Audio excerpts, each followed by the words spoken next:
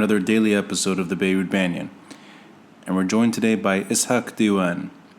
Ishac was supposed to be in Beirut on Friday for a planned conference, and it was canceled.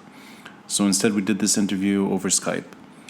And we reflect on crony capitalism, on the economic consequences of years and decades of mismanagement and severe corruption, and all the problems that will emerge when it comes to restructuring the Lebanese economy and, in a sense, reforming the Lebanese state.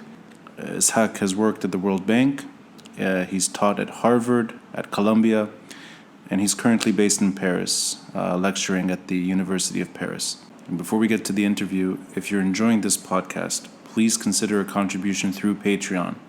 There is a link in the details box below, or visit our website, beirutbanyan.com, and click on the Patreon button there. Any contribution is well appreciated. This is an independent endeavor. For episode 21, I'm Ronnie Shatah, and this is the Beirut Banyan.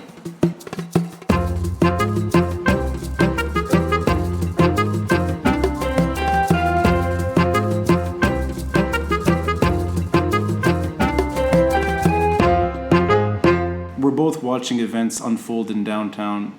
You're in Paris, I'm in Beirut. The clashes that erupted in Riyadh Salah and all the coverage. What is your initial reaction to what is happening right now?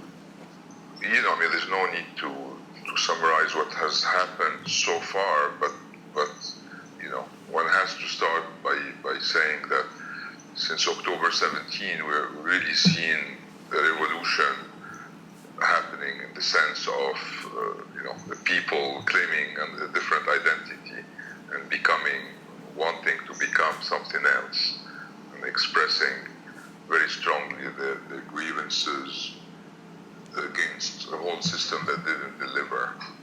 So an expression of anger, very deeply felt anger, that was it wasn't surprising really, because for years one expected that, but I guess it was a moment where the ice broke and people across the country, across groups, came out as individuals. So it was huge. I think it's a marking event in the life of this country. It's really the coming together and of the people. It's the end of the civil war.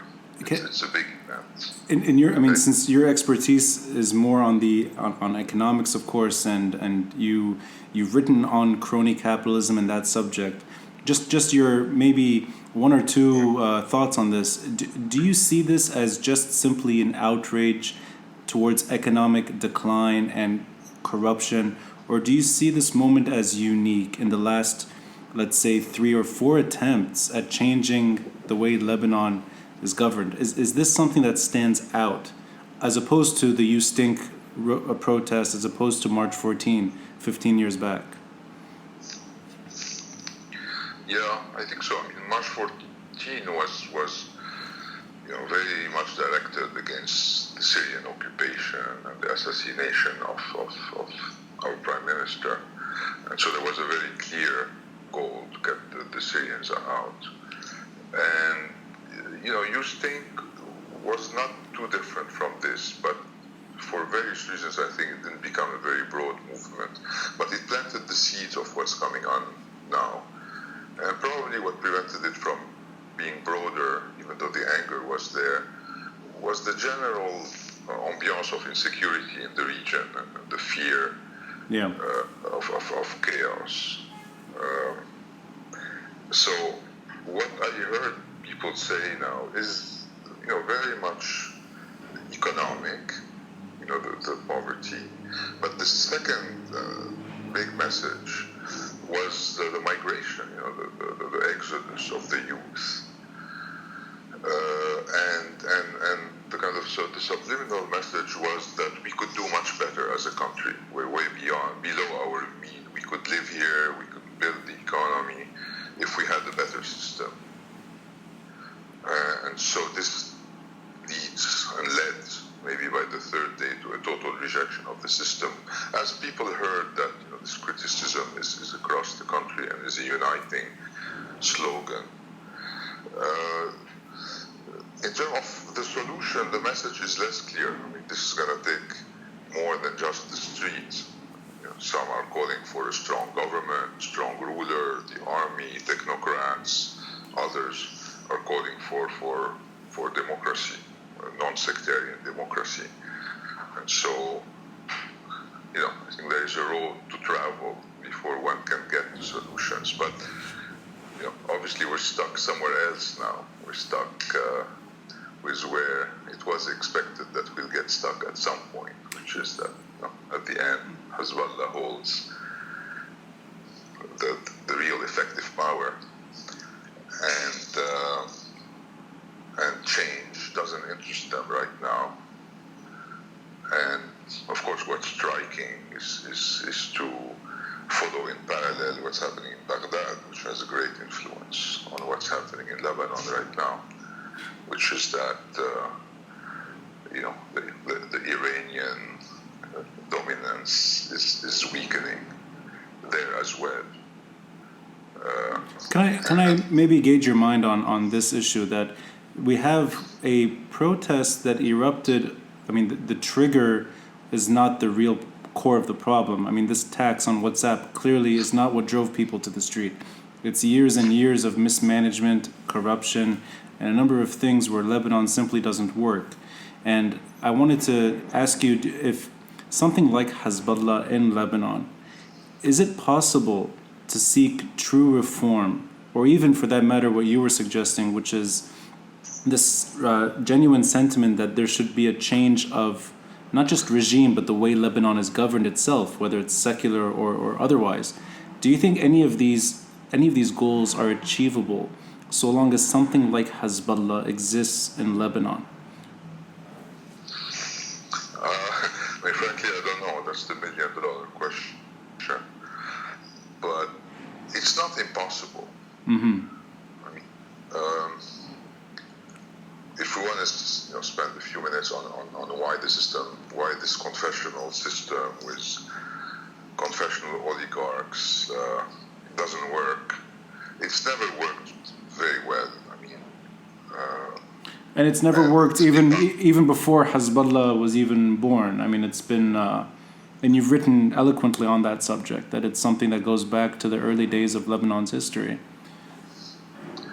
Well, I mean, it's probably more gradated than that. There were various periods, right, in Lebanon's history. But if we focus on after the Civil War, mm-hmm. The 90s, moving till now, it hasn't worked in the sense that clientelism, fear-mongering against the other has its limits. Initially, a lot of the cost of this misgovernance fell on the state, spending by the state, the various funds and the like, mm-hmm. construction contracts going to cronies and the like. So a lot of the weight of this inefficiency fell on the state. And then over time, when the state had less means because of the growing debt and all that, more of it was, or more of the financing of power, more of the rent collection went through the private sector, which became more monopolized by cronies, more less efficient. More of the credit went through cronies, so it affected growth. But really, where the system started misfunctioning big time is around 2012, when the events in Syria obliged, in a sense, all the parties to become part of this national pact.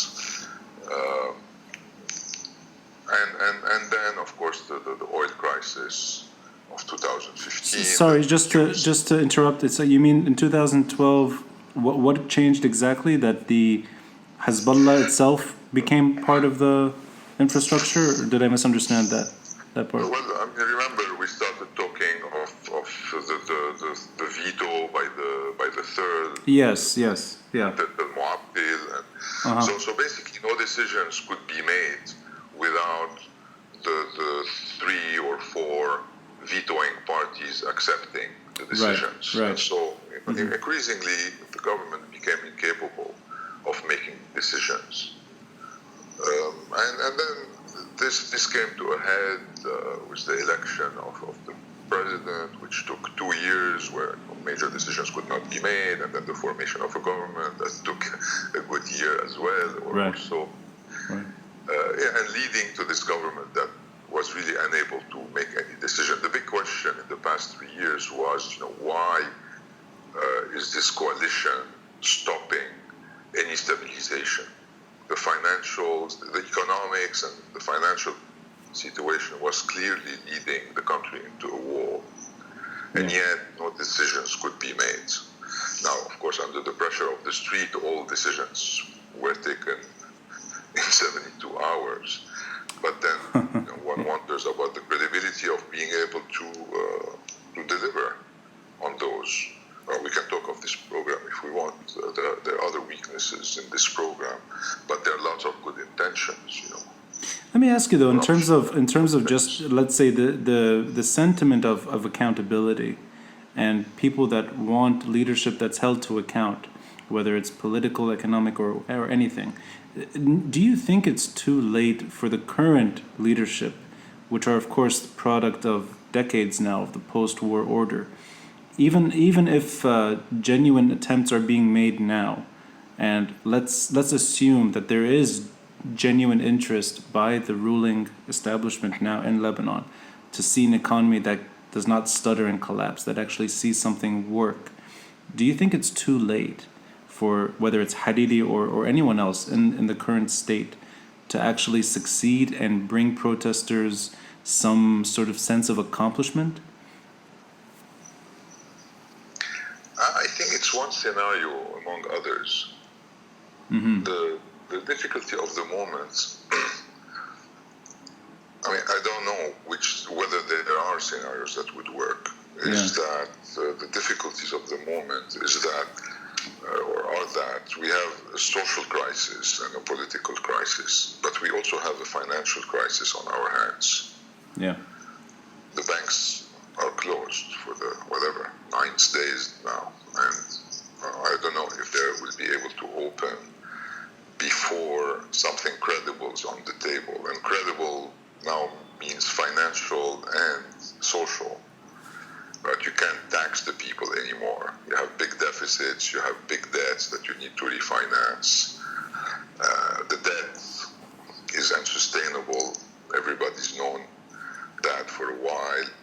The banks are few, they can cooperate, they can cooperate in ensuring that the Ponzi scheme doesn't explode in their face now. Yeah.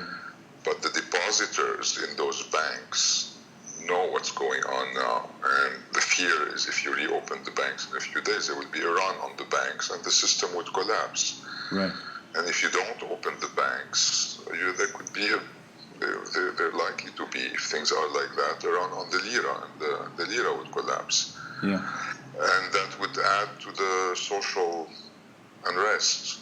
So we're at a very difficult time. We're truly in a very deep crisis. And so one could think of kind of medium-term scenarios, trajectories that work, but we first have to survive the next few days and weeks without, if we get a financial explosion, how would that feed now into what's happening in the street, and how would what's happening on the street feed into the Hezbollah threat of taking over, of civil war, of the army collapsing? We are at a very, very dangerous moment.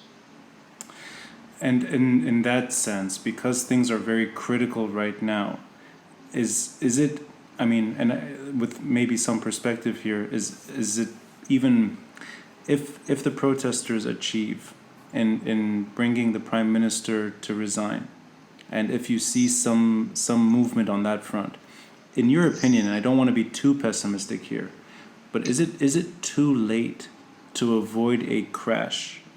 In other words, is the crash coming with or without leadership removal or reform? Is it simply too late that Lebanon is going to have a very difficult, painful economic future? It's late, but it's not too late. Mm-hmm. And the reason it's not too late is that a lot of people, powerful people, parties, have skin in this game, and so they are looking for a solution. So meaning the money is still in the hands of this ruling. No. I'm going to explain. The worst scenario is that of a financial crisis that's uncontrolled, a bank run on the lira. Yeah. Because then things overshoot, the financing system collapses. It's a heart attack. Yeah. That can be avoided with some painful decisions, either on the flow, which is what the Hariri program is proposing now. We will save money, we will improve the financial situation in 2019 or 2020. Yeah. Or it may have to go further than that to basically distribute the losses more broadly. And that means among the banking sector and other institutions, or is that even? I mean, let me take a caricatural example just to give you a sense. Mm-hmm. The problem is caused by the huge public debt of $80+ billion. Yes. Let's say there is a decision taken to cancel $50 billion of the debt. Mm-hmm. And then the question becomes how to distribute the losses. Right. There is a very large deposit base in Lebanon, $150 billion in deposits in banks. Mm-hmm. There is $20 billion of equity in those banks. Mm-hmm. So it's a very large tax base to distribute these losses on. And the accounts are concentrated. I mean, it is said, I don't know if it's true, that half the deposit are owned by 1% of the depositors. So you could tax those. I see. You could close all banks and do a Cyprus-type solution. Every $100 of deposit, you take out 40 as losses. Mm-hmm. And that's it. Or you give them a very long-term bond, call it a Lebanese bond, with some upside potential. So, some financial engineering to distribute the losses. Yeah. That's a managed bankruptcy as opposed to a financial explosion. Right. That ensures that those with the big accounts end up with something as opposed to nothing. Or as opposed to very little if the banking sector collapses. Because remember, the banking sector also has lent money to the private sector. And all those loans would not be collected if there is a huge devaluation. Many firms will go bankrupt. Many of these loans will become non-recoverable. So there is still, and you may not need to go that far. I gave you an extreme scenario. Mm-hmm. But I'm saying, there are some people with big interests that still have an interest in finding solutions. They haven't gone as far as they can go yet. And measures like this could satisfy the street. On the other hand, we could have other type of measures, populist measures to put people in jail. We saw what looked like a potential hint of that. I think it was my sense of time has shifted during this uprising. I think it was two days ago, if I'm not mistaken, where we saw images of Najib Miati on the defensive and being accused of things. Is that the kind of populist repercussions you're referring to, where you see some symbolic sort of punishment here and there? Right. It may even be useful politically. The cost of governance is very high. The powerful parties can try to reduce the coalition by eliminating some parties that are, claiming also parts of the rent for their own clientelistic purposes. So there could be kind of short-term political motives there as well. A bit like the Algerian situation. In a way, we are between an Algerian and a Sudanese situation right now, right? Where the ruling elites, let's say, in Algeria, are trying to satisfy the people with these symbolic measures. Right. And the people are refusing to get organized and to negotiate, saying these are our minimum demands. The system must be out. Versus the Sudanese situation where the economy has collapsed so much that the parties become bound to negotiate a solution to stabilize things so that they can start increasing the size of the pie again. And so you had the democratic movement enter into a power-sharing arrangement with an army that they wanted to displace. Right. Into a 3-year very uncertain transition because the situation has become just unbearable. And we're somewhere between these two.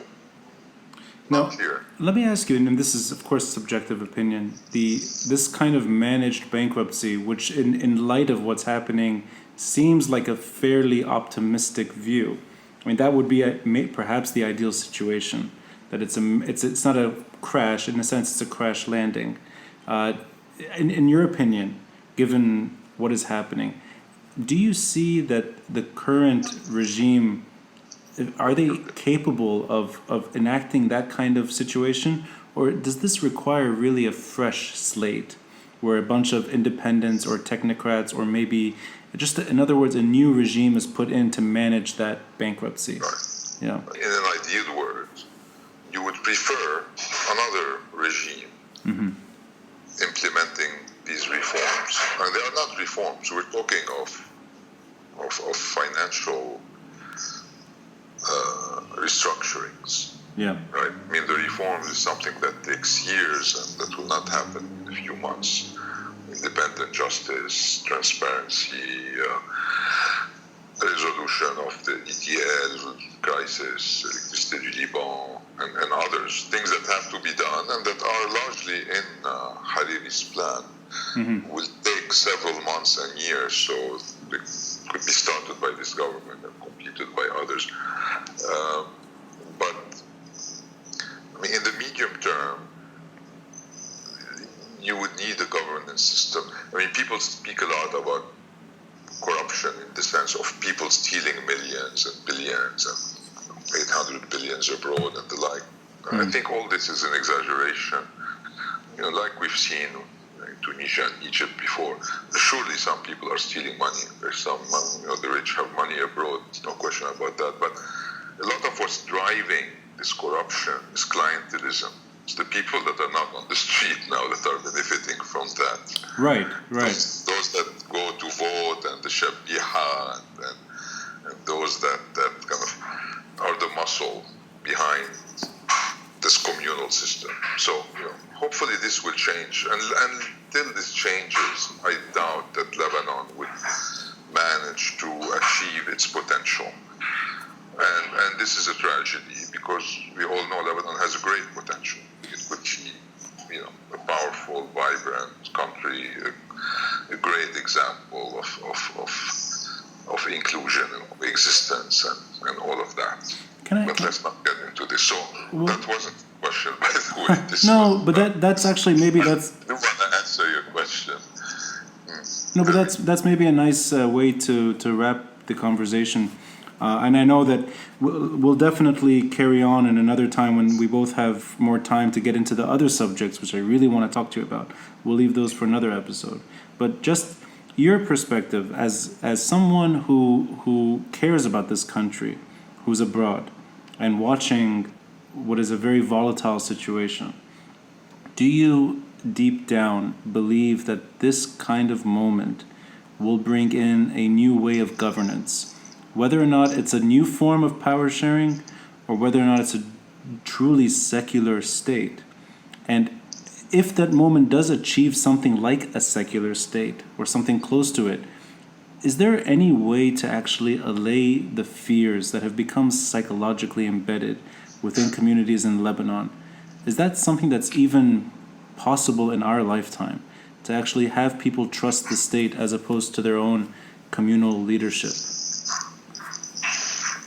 Yeah, I think the answer is yes. I think I have no doubt that sooner or later we will see the emergence of this Lebanon because the shout of the street has been so loud and so overwhelming, and the narrative has changed.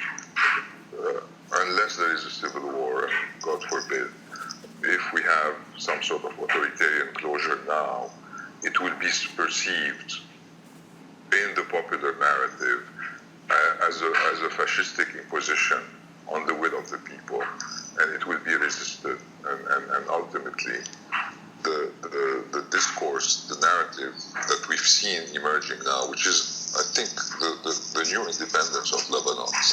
October 17 is the new Lebanon. That will come to pass sooner or later.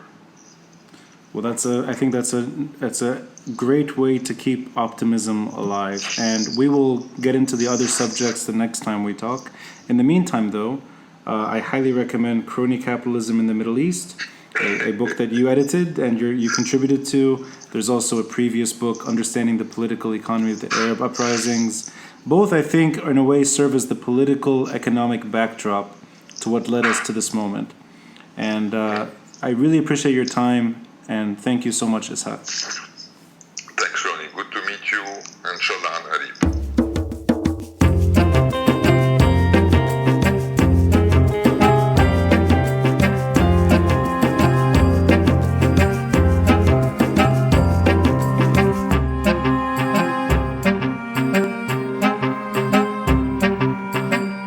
And there's much more to talk about when it comes to crony capitalism and the general Lebanese economy that emerged after the civil war ended. And we will have a longer episode with Ishac Diwan at a later point. And I'm doing my best to release these episodes as quickly as possible as the uprising continues into its 10th day. If you're enjoying this podcast, please subscribe through your preferred podcast platform. We're on Apple, Spotify, SoundCloud, Stitcher, you name it. Or search for us on YouTube. You'll find us there as well. Until next time. I'm Ronnie Shatah, and this is the Beirut Banyan.